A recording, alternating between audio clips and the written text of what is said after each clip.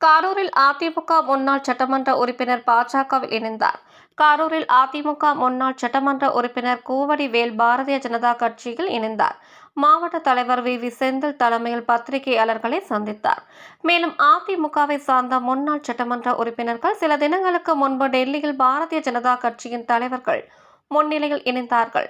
மேலும் அதனைத் தொடர்ந்து கரூரில் அதிமுக முன்னாள் சட்டமன்ற உறுப்பினர் வடிவேல் பாரதிய ஜனதா கட்சியில் தன்னை இணைத்துக் கொண்டார்.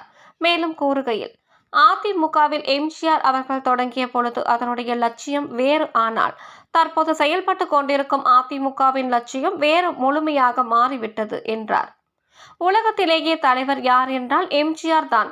தனது அரசியல் வாழ்க்கையும் சரி, நடிப்பிலும் சரி, தனது உழைப்பிலும் சேர்த்த சொத்துக்களை அனைத்தும் ஏழை எளியோருக்கு, மாற்றுத்திறனாளிகளுக்கு வழங்கினார். தமிழகத்தில் எனக்கு 3 தலைவர்கள் பிடிக்கும். ஒன்று எம்ஜிஆர், காமராஜர், அண்ணாதுரை.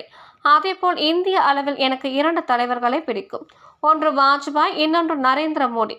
இந்த 5 தலைவர்கள் தான் இந்தியாவை நேசித்தார்கள், மக்களை நேசித்தார்கள், மக்களை கவர்ந்தார்கள், மக்களுக்காக வாழ்ந்தார்கள்.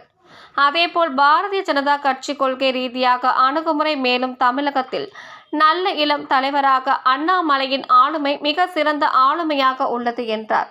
மேலும் இந்த பத்திரிகையாளர் சந்திப்பில் மாநில, மாவட்ட, நகர, ஒன்றிய கிளை நிர்வாகிகள், தொண்டர்கள் எல்லாம் கலந்து கொண்டனர்.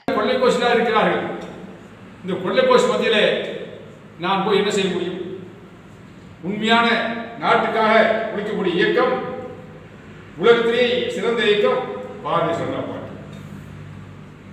அதனுடைய கொள்கைகள், வழிமுறைகள், நடைமுறைகள் எனக்கு பிடித்திருக்கிறது.